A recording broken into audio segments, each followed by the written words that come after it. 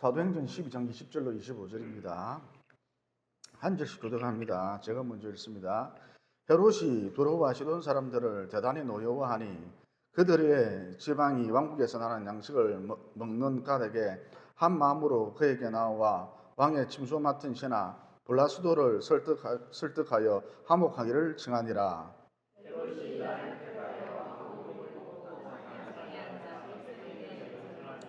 백성들이 크게 부르되 이것은 신의 소리요 사람의 소리가 아니라 하거늘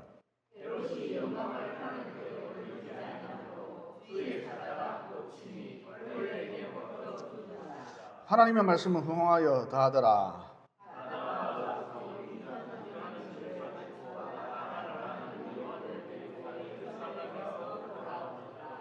아멘.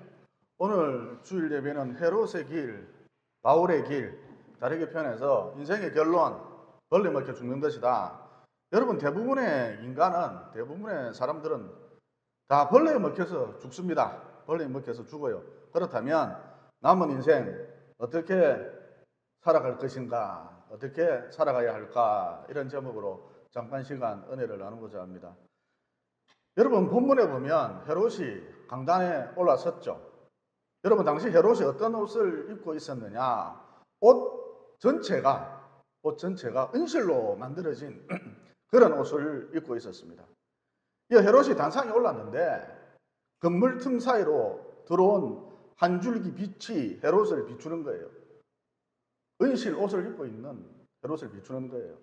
여러분, 당시 헤롯의 모습 정말 황홀경에 빠질 정도로 멋있었겠죠. 게다가 당시 헤롯이 얼마나 연설을 잘했던지, 사람을 울렸다 웃겼다 그러면서 얼마나 말을 잘했던지, 연설을 잘했던지, 사람들이, 백성들이 헤롯을 보고 무엇이라고 말을 했느냐. 22절에 보면 이런 말씀이 나오죠. 백성들이 크게 부르되 이것은 신의 소리요 사람의 소리가 아니라. 헤롯의 연설을 듣고 백성들이 이거 신의 소리요 사람의 소리가 아니라. 그러니까 지금 사람들이 헤롯을 보고 헤롯의 연설을 듣고 신이 강림하셨대요. 그래서 헤롯이 어떻게 합니까?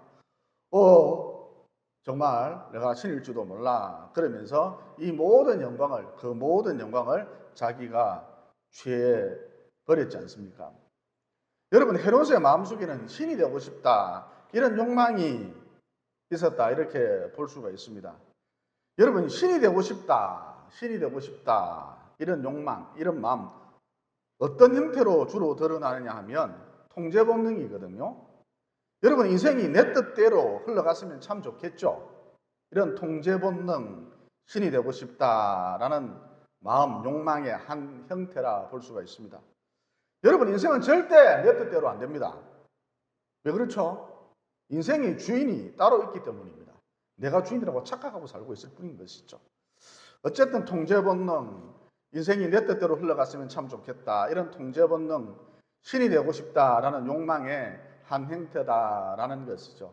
또 화를 잘 내는 것, 분노, 이런 것도 신이 되고 싶다라는 욕망의 한 형태라 할 수가 있습니다. 여러분, 화를 낸다는 것은 어떤 의미죠? 내가 정당하다는 것입니다. 내가 옳다는 것입니다. 내가 바르다는 것입니다. 즉 내가 의롭다는 거예요. 여러분, 이 세상에서 의로우신 분은 하나님 한 분뿐인데 자기가 자기를 보고 의롭다 그러니까 자꾸 화를 내는 것, 분노, 이런 것도 신이 되고 싶다라는 욕망의 한 형태라 볼 수가 있다는 것이죠.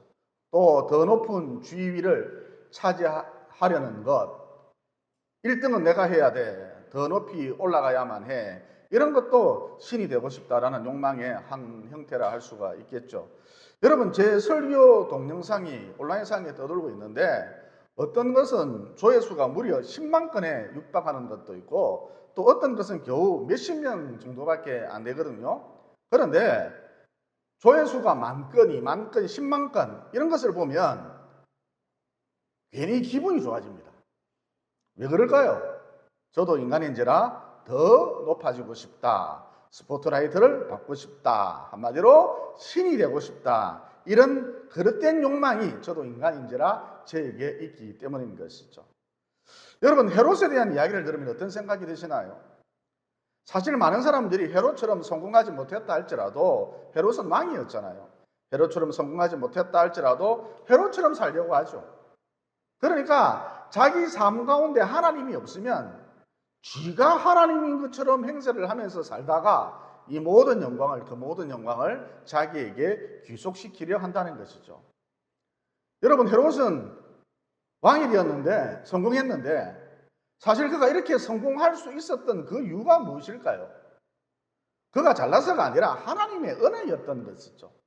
즉 헤롯이 왕이 될 수 있도록 하나님의 주권적 섭리에 따라서 헤롯이 왕이 될 수 있도록 여러 가지 조건들, 환경들, 형편들, 상황들 하나님이 만들어 주셨다는 거예요.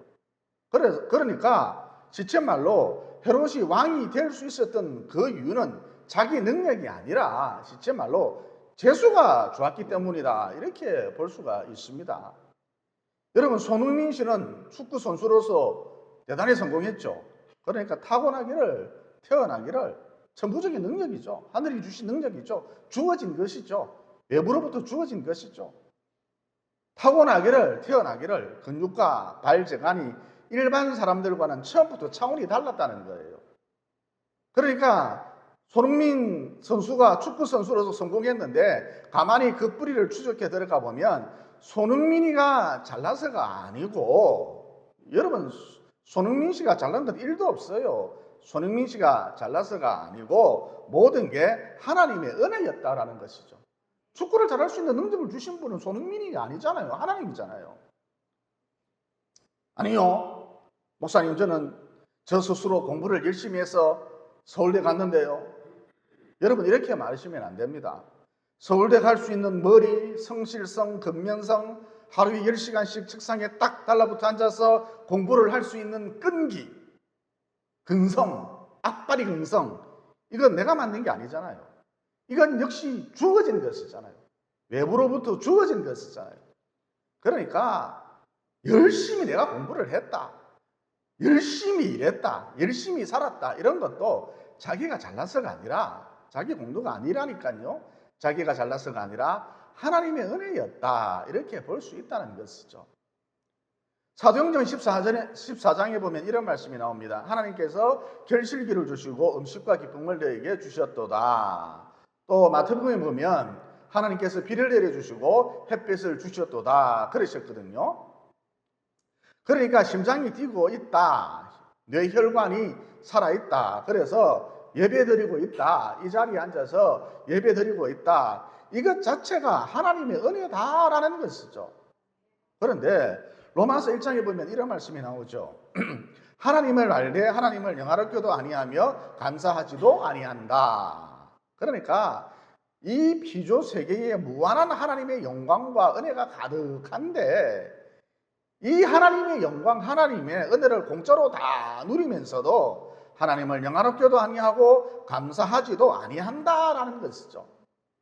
다시 말해, 너나 할 것 없이 더 가져야 해, 더 높아져야 해, 인기가 좀 더 있었으면 좋겠다, 내가 중심이 되어야 해, 조명을 내게만 비춰라, 이런 식으로 다들 하나님이 되려고 하고, 급기야 사람들의 박수, 갈채, 환호성, 칭찬, 주목, 이런 영광들을, 그 모든 영광들을, 이 모든 영광들을 자기가 싹 다 취하려고 한다는 것이죠. 여러분, 이게 헤롯의 길인데 오늘날 수많은 사람들이 이 헤롯의 길을 걷고 있죠. 여러분, 누군가 여러분을 향해서 참 잘했다고 박수를 칠 때에, 인기상을 받았다고 박수를 칠 때에 절대 그 박수, 그 칭찬, 곧 그 영광을 내가 받으시면 안 됩니다. 내가 받으면 안 됩니다. 일단 칭찬을 하니까, 박수를 쳐주니까 감사합니다 그러고, 주변에서 도와주었기 때문에, 친구가 도와주었기 때문에, 선생님이 도와주셨기 때문입니다. 더 나아가 하나님이 하셨습니다. 하나님이 도와주셨습니다. 하나님이 이런 재능을 내게 주셨습니다. 이 좋은 성격도 물질도 다 하나님이 주신 것입니다. 그러면서 모든 영광을 하나님께 돌릴 줄 알아야 한다는 것이죠. 여러분, 사람들이 박수를 칠 때 그 박수를 취하는 순간, 내가 취하는 순간, 칭찬을 내가 받아들이는 순간, 조명을 받는 순간, 나는 누구예요? 헤롯인 것이죠. 그리고 여러분, 돈이 남아도는 연예인들이 대리기사 5만 원 주고 부르면 되는데 왜 그렇게도 음주운전을 많이 할까요? 국회의원 3분의 1이 전과자인데 이 중 35%가 음주운전 이력을 갖고 있대요. 대리기사 5만 원 주고 부르면 되는데 이렇게 잘난 사람들이, 권력과 힘을 갖고 있는 대단한 사람들이 왜 이토록 음주운전을 많이 할까요? 여러분, 그 심리를 파헤쳐 보면 이렇습니다. 술을 마셨어요. 그러면 대리기사 부르면 되겠죠. 그런데 그렇게 하지 않고 자기가 한번 운전을 해봅니다. 이게 그러면 대충 운전이 되거든요. 그래서 돈을 아끼려고, 고작 5만 원 아끼려고 대리기사를 안 부르는 게 아니라 술을 마시고도, 즉 법을 어기고도, 법위에 자기가 있는 것이죠. 이렇게 법을 어기고도 운전대를 잡는 이 맛이, 음주운전을 하는 이 맛이 굉장히 짜릿한 거예요. 묘한 쾌감이 있거든요. 그래서 연예인들의 음주운전 사건 잊을만 하면 또 터지고 또 터지고 반복적으로 터지고 그러는 거예요.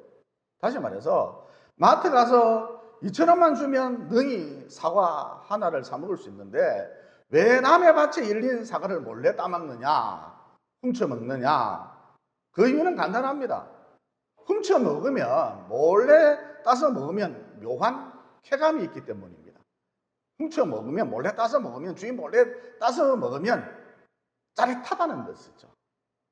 여러분, 차를 타고 가다가 손만 뻗으면 배보다 더 큰 감을 하나 딸 수 있다. 그냥 지나칠 사람 별로 없습니다.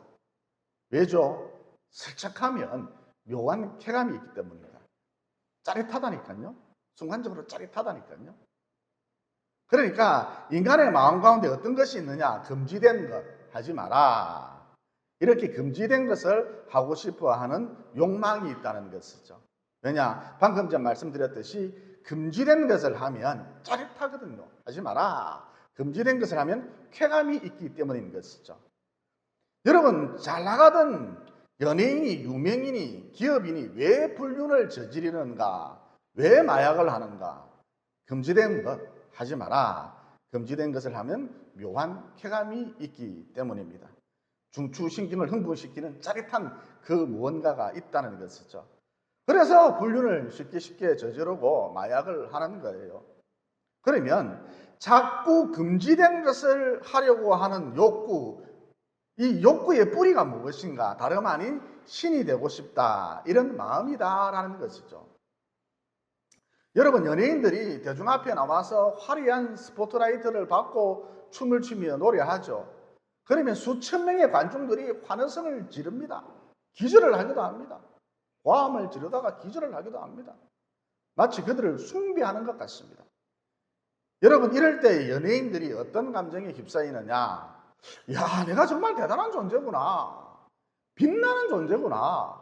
내가 바로 빛이야. 그러면서 자기가 마치 신이 된 듯 그런 느낌을 받거든요. 그런데 막상 공연을 다 마치고 무대에서 내려오면 어때요?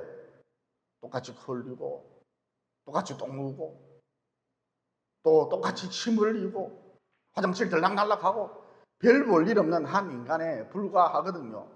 그래서 마치 비행기에서 추락한 것처럼 마음이 극도로 허무해진다는 것이죠. 이어 그 결과 어떻게 하느냐? 이 허무감을 달래기 위해서, 다른 말로 무대 위에 섰을 때 마치 신이 된 것 같은 이 짜릿함, 이 쾌감을 되살리기 위해서 술은 기본이고 금지된 것, 기어이, 엑스터시, 필로폰, 코카인, 양귀비 이런 마약류에 손을 대고야 만다는 것이죠. 그러니까 앞서 밝힌 대로 금지된 것 하지 마라. 금지된 것을 자꾸 하고 싶어하는 욕구, 그 뿌리를 추적해 들어가 보면 신이 되고 싶어라, 나도 신이 되고 싶다라는 이 마음이 독사처럼 또아리를 틀고 있다는 것이죠. 어쨌든 이렇게 신이 되고 싶다라는 자기 욕구, 욕망대로 산 사람이 누구냐? 헤롯이다라는 것이죠. 그리고 오늘날 많은 사람들이 이 헤롯의 길을 따르고 있다는 것이죠. 또 여러분, 신이 되고 싶다, 이게 어떤 식으로 드러나느냐 하면, 오랜만에 동창회에 갔는데 주목받고 싶다. 또 수십만에 팔로워를 거느린 인기 유튜버가 되고 싶다. 이런 형태로 드러나기도 한다는 것이죠. 그래서 거듭 강조합니다만 더 높아지고 싶다. 유명해지고 싶은 것, 인기를 한 몸에 받는 것, 그리고 급기야 사람들의 박수갈채를 칭찬을 자기가 다 취해버리려고 하는 것, 이게 신이 되고 싶다라는 마음인 것이고 욕구인 것이고 헤롯의 길이다라는 것이죠. 그런데 여러분, 이 헤롯의 길, 헤롯의 끝, 헤롯의 결말이 무엇입니까? 벌레에게 먹혀 죽으니라. 여러분, 사람이 왜 죽을까요? 곧 죽음에 이르는 과정, 다 벌레에 먹혀서 죽습니다. 헤롯뿐만 아니라 거의 대부분 벌레에 먹혀서 죽는다는 것이죠. 여러분, 인간의 세포가 70개조에서 100개조 정도 된다 그러는데 매일 5,000개 정도 불량세포가 생긴답니다. 곧 암세포가 생기는 것이죠. 그런데 당장 암에 걸려 죽지 않는 그 이유가 무엇인가? 우리 몸속에 면역 시스템이라는 게 있는데 일종의 군대죠. 이런 게 있는데 이 군대에서 불량세포를 잡아먹는, 암세포를 잡아먹는 항체를 만들기 때문입니다. 하지만 문제는 노화죠. 무슨 얘기냐? 사람이 늙어가면서 면역 시스템, 즉 군대에 문제가 생겨서 이 항체가 제대로 만들어지지 않는다는 것이죠.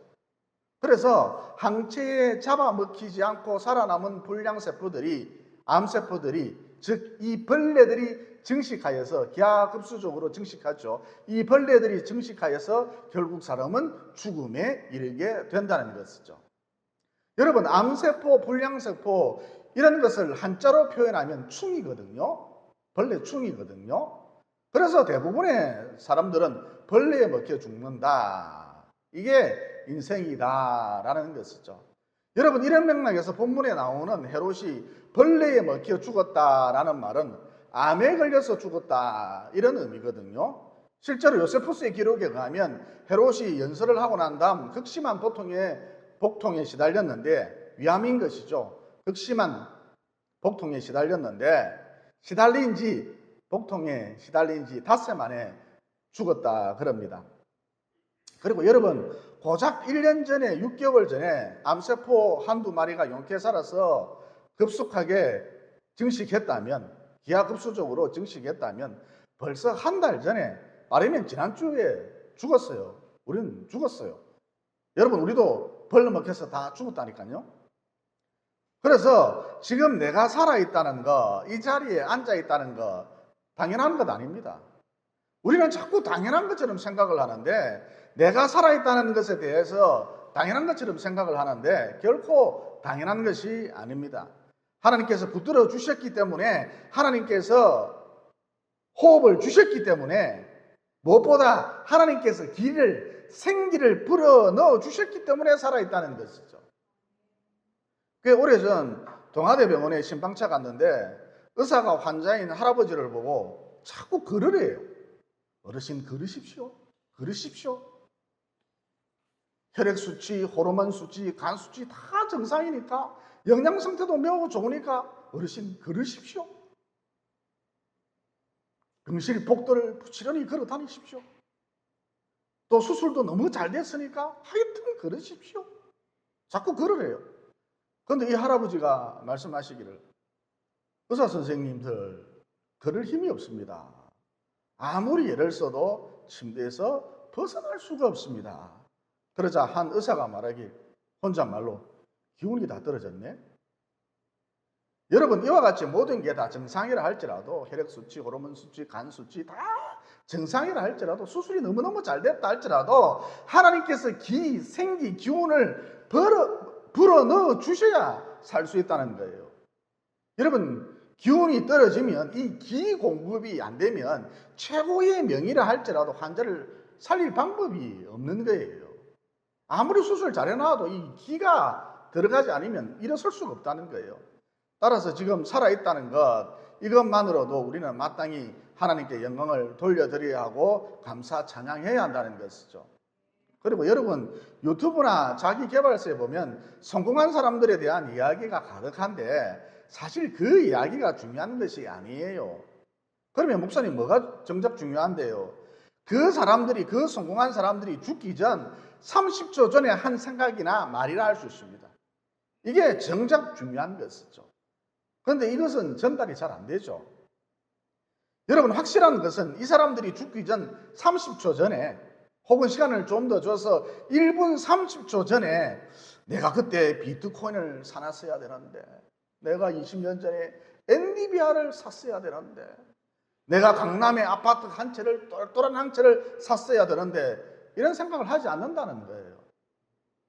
왜? 죽음이 임박하면 이 모든 것이 물거품이구나, 아침 안개와 같은 것이구나, 이게 절절히 깨달아지기 때문인 것이죠. 여러분, 죽을 때 비트코인, 주식, 증권, 강남 아파트 가져갈 수가 없잖아요. 아무튼 결론적으로 여러분 평생 돈을 위해서, 명예를 위해서, 또 쾌락을 위해서 살아가지만 결국 인생의 결론이 무엇이냐? 인생의 결말이 무엇이냐? 방금 말씀드렸죠. 벌레에 먹혀 죽는 것이다. 여러분, 지금 이 순간에도 죽음이 우리를 재촉하고 있고요. 죽음에 더 가까워지고 있습니다. 죽음이 두렵지 않으세요? 여러분, 제가 처음 위내시경을 받을 때에 수면 마취를 통해서 위내시경을 받았는데, 마취가 안 되면 어쩌나, 무엇보다 마취에서 깨어나지 못하는 사람도 있다는데 하필 그게 나이면 어쩌나, 이런 걱정을 많이 했었거든요. 그런데 약 들어갑니다, 이런 소리와 함께 눈을 떠보니까 이미 검사는 다 끝났고 회복실에 누워 있었습니다. 마찬가지로 죽음이 왜 들어온가? 한마디로 한 번도 경험해 본 적이 없기 때문인 것이죠. 게다가 어느 누구와도 함께 할 수 없기 때문인 것이죠. 오롯이 자기 혼자 그 죽음을 책임져야만 합니다. 여러분, 이 죽음의 문제 계속 생각하셔야 합니다. 매일 생각하셔야 합니다. 그런데 사람들은 죽는다라는 것에 대한 생각이 없죠.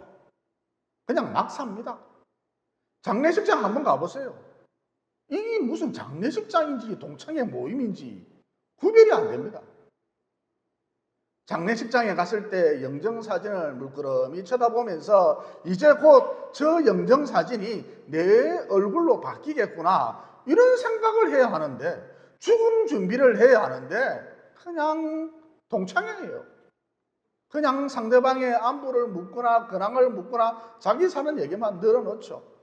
아니면 죽은 사람이 남긴 재산을 누가 가질 것인가, 이것을 두고 고성을 지르고 싸우기도 합니다.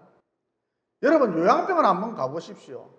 거기 가보면 경찰관도, 소방관도, 학교 선생님도, 교장 선생님도, 의사도, 판사도 다 기저귀 차고 죽을 날만 기다리고 있습니다.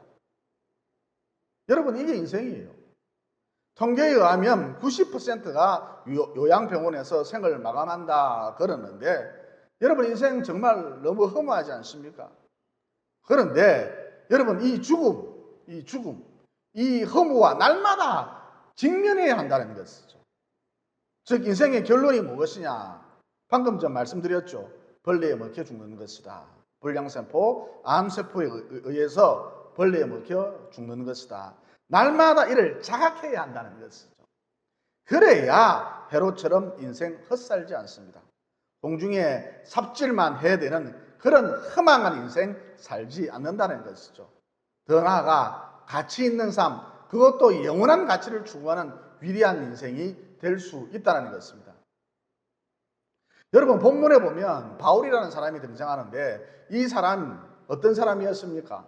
로마 시민권자였죠.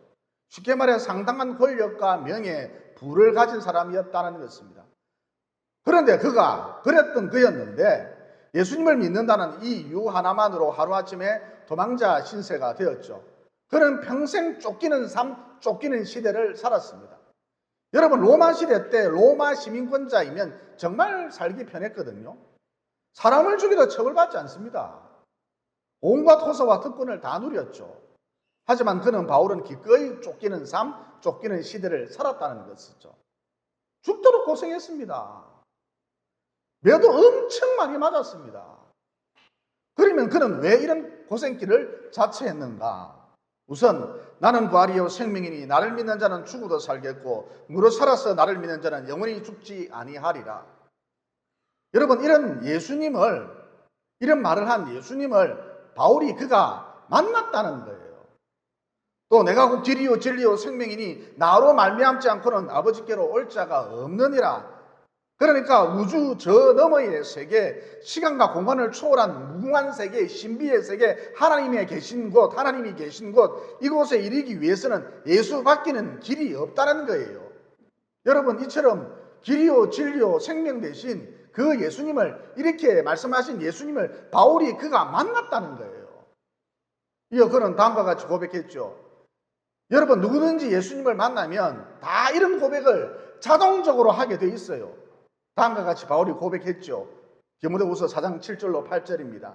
나는 선한 싸움을 싸우고 나의 달려갈 길을 마치고 믿음을 지켰으니 이제후로는 나를 위하여 의의 면류관이 예비되었으므로 주 곧 의로우신 재판장이 그날에 내게 주실 것이며 내게만 아니라 주의 나타나심을 사모하는 모든 자에게도니라.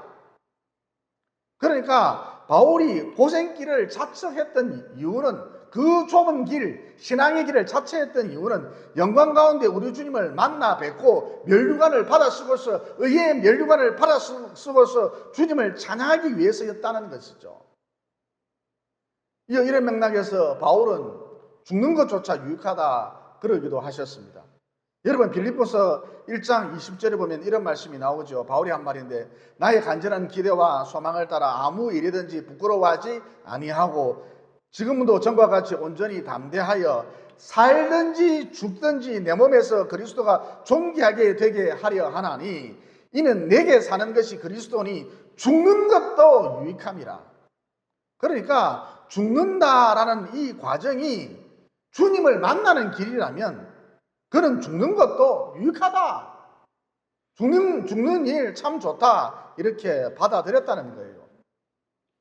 어쨌든 앞서 밝힌 바 바울이 고생길을 자처했던 이유는 의의 면류관, 충성의 면류관, 영생의 면류관 받아 쓰고서, 면류관 받아 쓰고서 세세 무궁토록 주를 찬양하기 위해서였다는 것이죠. 여러분, 인생이란 앞서 밝힌 대로 너나 할 것 없이 70, 80이 되면, 90이 되면 거의 대부분 불량세포의 증식으로, 암세포의 증식으로 벌레에 먹혀서 죽는데, 기분 나쁘지만 이게 사실이에요. 벌레에 먹혀서 죽는데, 그런데 히브리서 9장 27절에 보면 이런 말씀이 나오죠. 한 번 죽는 것은 사람에게 정해진 이치요 그 후에는 심판이 있느니라. 그러니까 너나 할 것 없이 대부분 벌레에 먹혀 죽는데, 암이 증식해서 죽는데, 불량세포의 증식으로 죽는데, 사람마다 그 끝이 완전히 다르다는 거예요. 여러분, 하나님의 심판이 있다는 것은 비록 육체는 벌레에 먹혀 죽지만 그 영혼은, 여러분, 사람의 본체는 영혼이죠. 그 영혼은, 사람의 본체는, 사람의 알맹이는 천국 아니면 지옥의 갈림길에 선다는 의미거든요. 여러분, 어느 길로 가시겠습니까? 헤롯의 길로 가시겠습니까? 바울의 길로 가시겠습니까? 그리고 데살로니가전서 4장 10절로 11절에 보면 이런 말씀도 나오죠. 주께서 호령과 천사장의 소리와 하나님의 나팔 소리로 친히 하늘로부터 강림하시리니 그리스도 안에서 죽은 자들이 먼저 일어나고, 그러니까 지금 천국에 있는 영혼들이 새 육체를 입는다는 거예요. 다시는 벌레에 먹히지 않는 완전체 새 육체를 입는다는 거예요. 이렇게 그리스도 안에서 죽은 자들이 먼저 일어나고, 이런 사건이 있은 다음, 이런 일이 있은 다음 그 후에 우리 살아남은 자들도 그들과 함께 구름 속으로 끌어올려 공중에서 주를 영접하게 하시리니 그리하여 우리가 항상 주와 함께 있으리라. 그러니까 바울의 길을 걸으면 부활의 영광에도 참여할 수 있다는 거예요. 누구든지 여러분 바울의 길을 걸으면 다시는 벌레에 먹히지 않는 완전체 새 육체를 입게 된다는 것이죠. 그러므로 바울의 길을 걸으셔서 내 죽음의 순간, 마치 수면 마취에서 깨어나듯이 내 죽음의 순간 영광 가운데, 호련히 영광 가운데 주를 배웠고, 여러분, 우리 주님 두 팔 벌려 안아주실 텐데 그날을 바라보십시오. 이렇게 영광 가운데 주를 배웠고 또 의의 면류관, 영생의 면류관, 충성의 면류관 받아 쓰고서 세세무궁하도록 주님을 찬양하시고 또 여기에 계신 분 한 분도 빠짐없이 인류 최후의 날, 정말이지 종말이 다가오는 소리가 들리지 않습니까? 인류 최후의 날 다시는 벌레에 먹혀 죽지 않는 부활의 영광에도 참여하게 되시기를 예수님 이름으로 진심으로 축원을 드립니다. 기도드리겠습니다. 사랑의 하나님, 오늘 말씀을 통해 대부분의 인간은 불량세포의 증식으로, 암세포의 증식으로 결국 벌레에 먹혀 죽는다. 하지만 그 위에는 심판이 있다는 진리를 깨닫게 되었습니다. 그러므로 비록 내 육체는 벌레에 먹혀 죽어가지만 하루하루 죽음이 다가오고 있지만 면역체계가 와해되고 있지만 결국 늙고 병들어 죽어가지만 내 영혼만큼은 날마다 새로워질 수 있도록 도와주시옵시고 내 영혼만큼은 영생의 길, 하나님이 계신 그 영원무한 세계로 내 영혼만큼은 들어설 수 있도록 도와주시옵소서. 정말이지 내 죽음의 순간 마치 수면마취에서 깨어나듯이 내 죽음의 순간 나를 안으시려고 두 팔 벌려 준비하고 계신 우리 주님을 영광 가운데 배웠고 기쁨과 감격의 눈물을 흘릴 수 있도록 도와주시옵소서. 또 죽는 순간까지 나는 내 믿음을 지켰으니 마침내 의의 면류관, 영생의 면류관, 충성의 면류관 받아 쓰고서 세세무궁하도록 주님을 찬양할 수 있도록 도와주시옵소서. 더 나아가서 인류 종말의 때, 곧 주의 재림의 날, 나도 부활의 영광에 참여하여서 다시는 벌레에 먹히지 않는 완전체 새 육체를 소유할 수 있도록 도와주시옵소서. 나는 부활이요 생명이니 나를 믿는 자는 죽어도 살겠고 무릇 살아서 나를 믿는 자는 영원히 죽지 아니하리라. 이미 이렇게 약속해 주신 예수님 이름으로 기도드리옵나이다. 아멘.